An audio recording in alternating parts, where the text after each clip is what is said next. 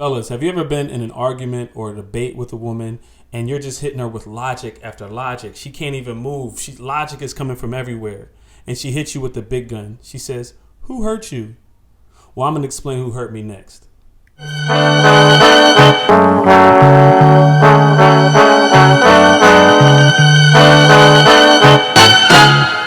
Relax and take notes. What's up, y'all? Welcome to Public Living, the art of being outside. This small section in Public Living is called Take Notes. And the reason why is because I'm often out. Things happen. I know I'm not going to remember it, so I write a little note.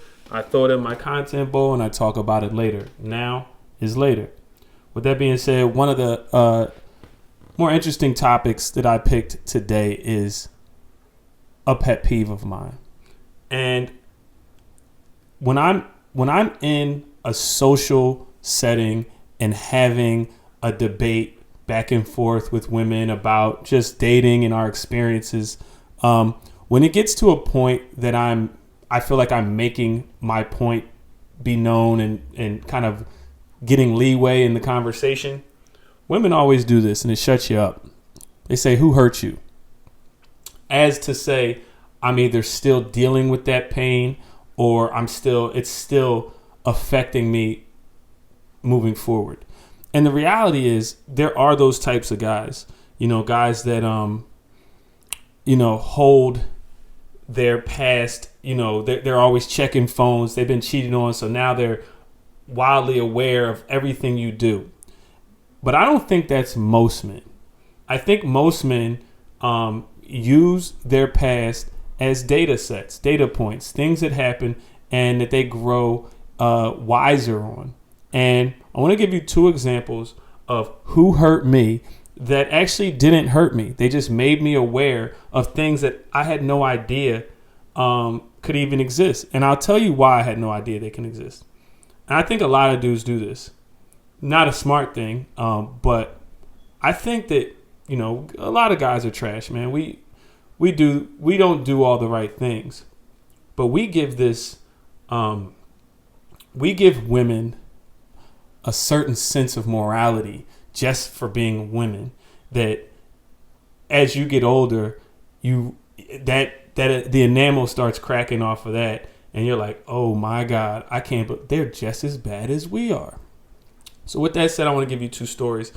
To answer the question, who hurt you? I'm going to tell you who hurt me.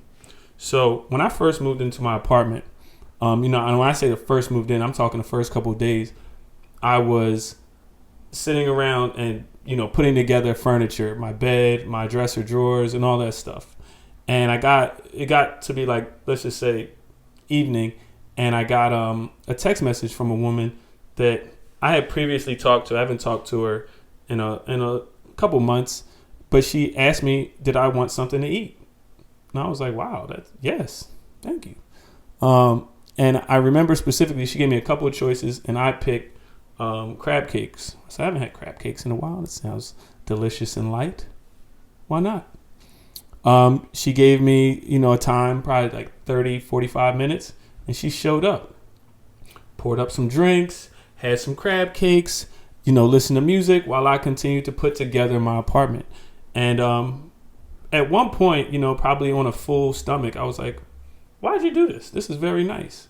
And she says, well, there's been this guy that's been trying to date me for the longest.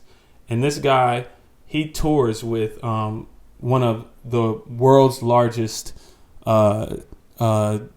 music artists. And he does something on the tour. I'll just leave it at that. And, he's always traveling. But he said when he came to Philly, he would love to take me on a date. And I'm like, so this guy, he's really pressuring you. Yeah, man, he's interested. He took you on a date. Yup. He did what he said he's going to do. Yup. And I said, well, what happened on the date? He just doesn't have enough swag. So I said, where'd you get the food? She said, he bought it. I just told him I wasn't hungry and I'll eat it later.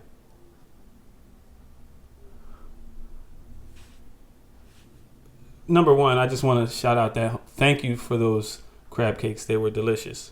But a situation like that is one example of a who hurt you moment where I wasn't hurt at all. In fact, I was the opposite of hurt. I was well taken care of and had a great night, but I was made aware of some trash behavior that I didn't even know existed until then. So it's not who hurt me. This was a quality woman, quality, meaning she had a great job, attractive. She was of age. She knew better, but she didn't do better. So that's one example of who hurt me that, I kind of lean in on when I'm taking women that I don't know yet on dates that, just to get to know you. At this point, we don't know each other. We don't know who's interested, who's not. I think you're attractive. You think I'm attractive. In all reality, there's less of me out here than it is of you, but I'm still willing to be chivalrous. But I'm supposed to take you on an extravagant dinner date just to get to know you. Doesn't make sense to a lot of men, and now you understand why. Here's another one. Story number 2. Again, another Friday night where I was sitting on the couch chilling. Just didn't feel like going out. And I remember it was a nice night, nice summer night. And I got a text message that said, from a woman that just said, "Did you just drive by a specific restaurant in Philly?" I said, "No." And I said, "I'm at home." She said, "Can I come over?" I said, "Sure." So she shows up like an hour later, and I said, why'd you ask that I drive by? She says, "Well, I was sitting outside at a very nice restaurant, and my date was like, 'Oh, that's Mike that just drove by.' I guess he is like a fan of my work, or just, whatever the case may be. I don't know what. He knew who I am, what I drive, and he shouted me out he thought I drove by, but I was at home. And she essentially said, "Why would I be with him if he holds you at a higher regard than he holds himself?"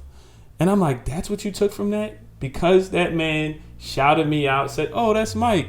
He does this, and he's this type of guy." And she knew me. She never told him that, she knew me. She just listened to him sing my praises, which I appreciate. From brother to brother, I appreciate it. I don't know who that guy is, but that was a very nice thing to do. And he got shat on because of it. She ended up in my place, and I was happy to receive her. But at the same time, that's who hurt me. So a lot of these stories where guys have reservations about doing certain things come from trash ass dating experiences that they're on the winning side of, that they're on the receiving end of. It's not always who hurt you. It's we didn't know that. We don't want to put ourselves in an off balance situation to continue to spend money, continue to dump resources into things that don't pan out.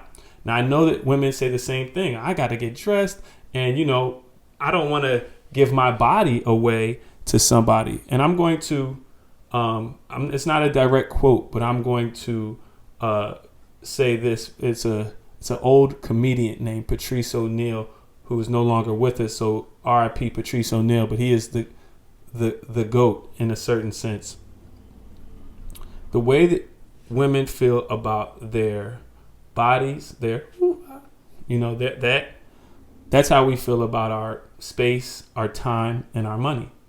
So when you're thinking about men being cheap, just realize we feel about our wallets the same way you feel about your. I hope this made sense. There's probably going to be a lot of disagreements amongst the women for this, and I'm probably going to get a "who hurt you" DM or message, but I'm fine with that. Just wanted to give you some clarity on who hurt us and the fact that I'm not hurt at all. And most times where I'm pulling on these stories, I wasn't hurt. I was fed. I was loved on, whatever the case may be. So please comment below if this has happened to you, or if you've been the guy that was taking them on dates, realizing that, the date panned out for somebody else. Ladies, have you ever done something like this? I'm curious. Either way, please comment below. I'll do my best to respond. And also, we're trying to grow the channel. Please like and subscribe. I appreciate it. And until next time, see What's you. next? Give me something else. What can't you do? I can do it. I can do anything.